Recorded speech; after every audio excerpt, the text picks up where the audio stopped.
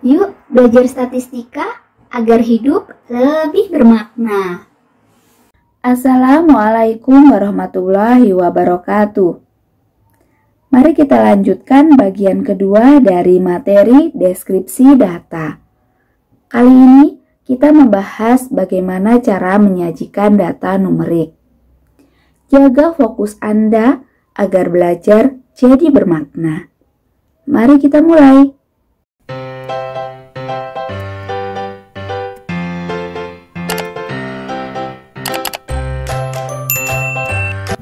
Nah, sekarang kita pelajari bagaimana menyajikan data numerik.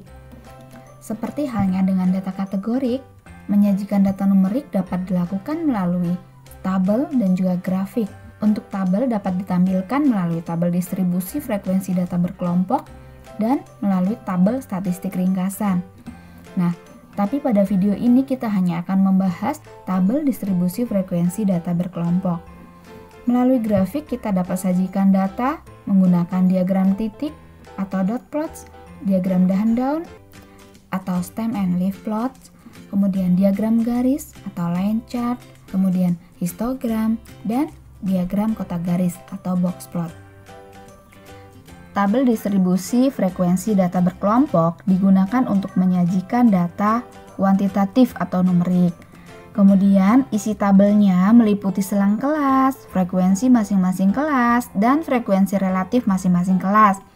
Nah, pada pembahasan kali ini kita masih menggunakan data survei mengenai penggunaan media sosial seperti yang kita gunakan pada pembahasan video bagian pertama. Berikut ditampilkan tabel distribusi frekuensi data untuk peubah usia. Nah, kita lihat di sini ada selang kelas. Tadi isi tabel meliputi selang kelas. Nah, ini selang kelasnya. Kemudian ada frekuensi masing-masing kelas. Ini frekuensi untuk setiap kelas. Kemudian ada frekuensi relatif. Ini frekuensi relatifnya. Kemudian dan ada persentase ya. Ini bentuk 100% dari si frekuensi relatif. Nah, bagaimana mendapatkan selang kelas ini? Metode yang paling populer dan sering digunakan bahkan sejak pelajaran di SMA adalah aturan Sturges. Oleh karena itu, silahkan mengulang kembali pelajaran tentang aturan Sturges untuk mendapatkan selang kelas ini.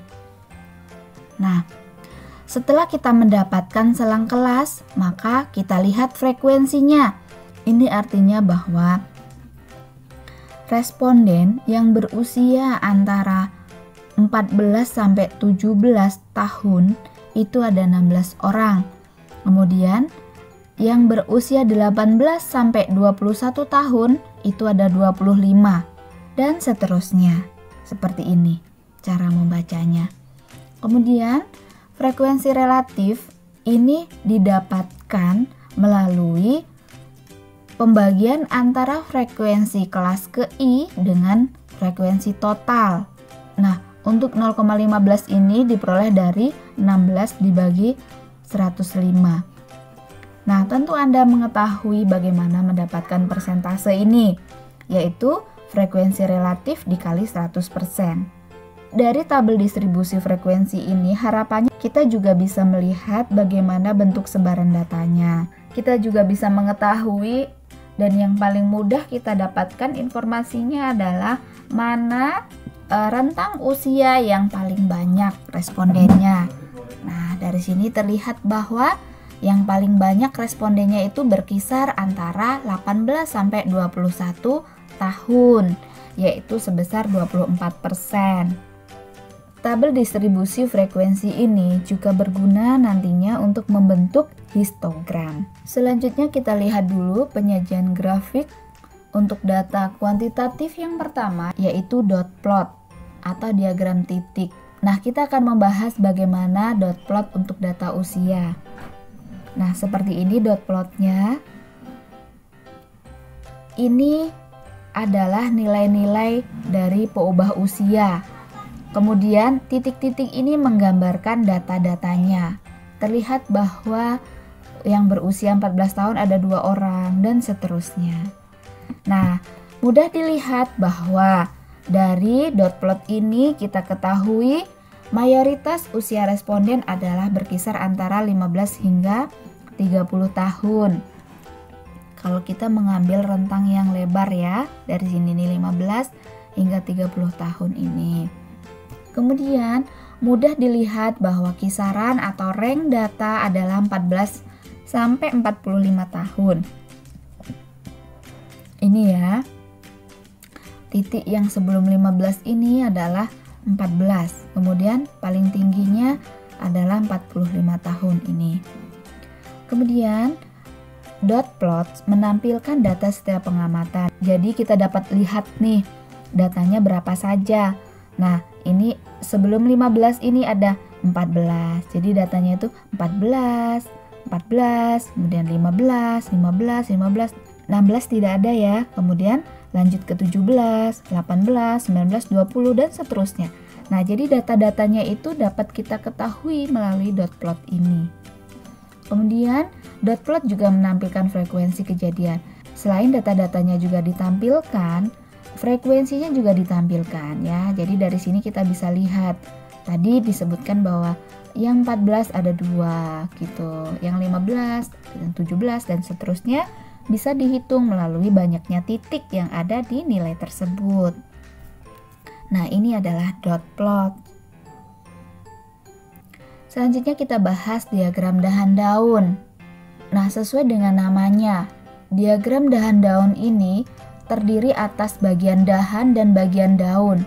Nah, ini adalah contoh dari diagram dahan daun untuk peubah usia.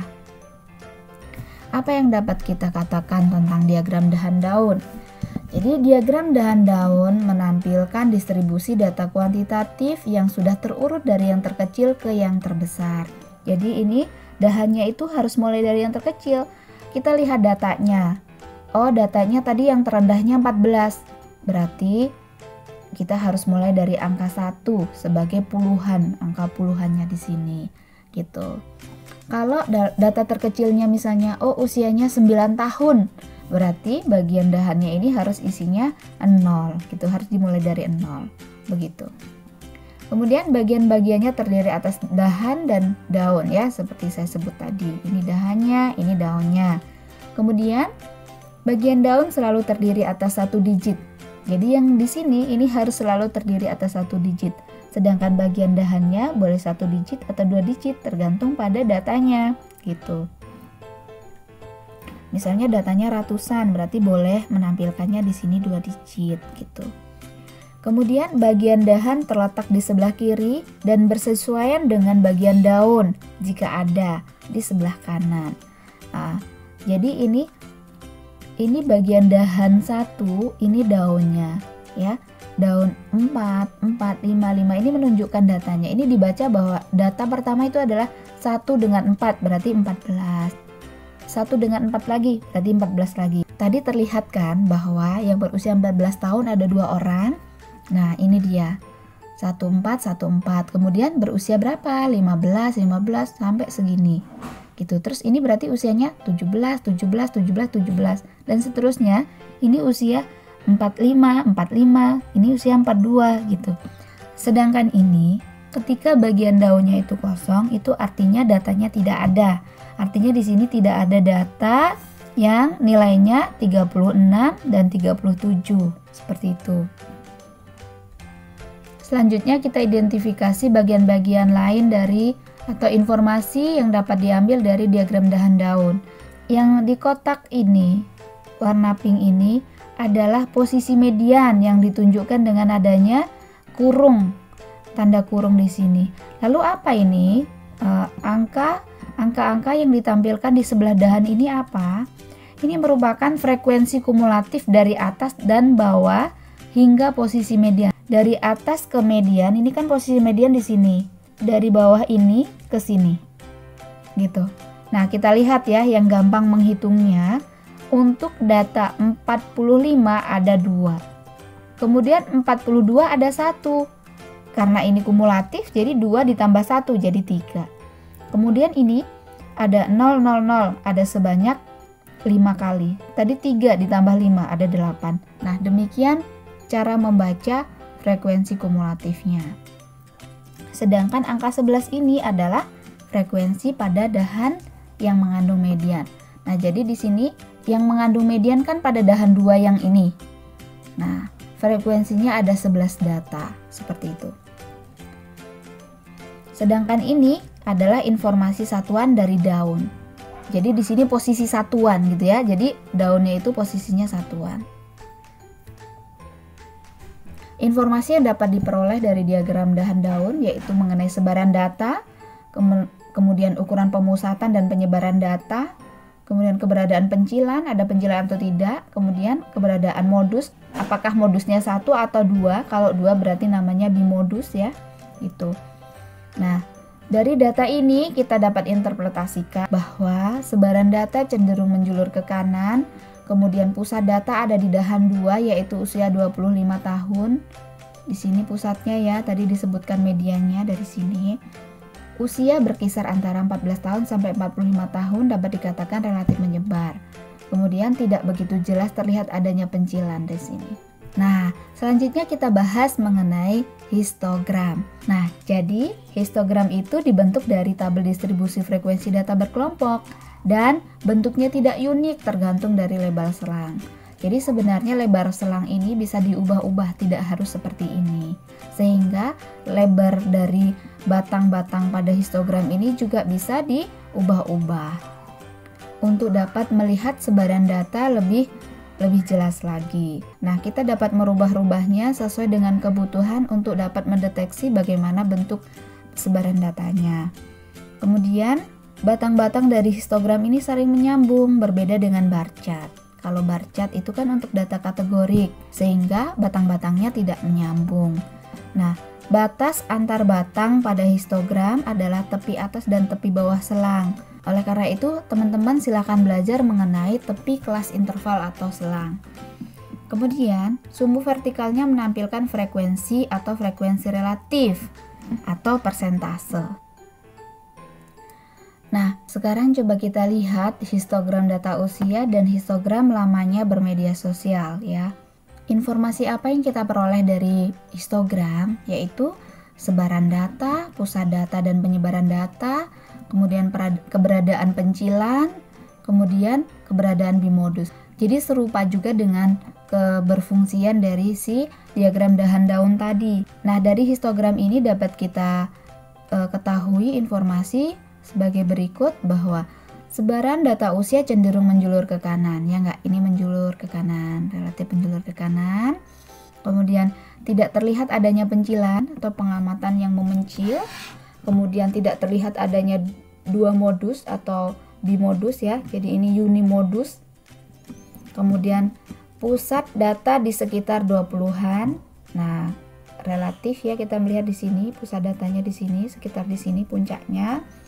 Dan data cenderung menyebar ya, karena histogramnya ini lebar gitu. Kalau mengumpul berarti histogramnya sempit.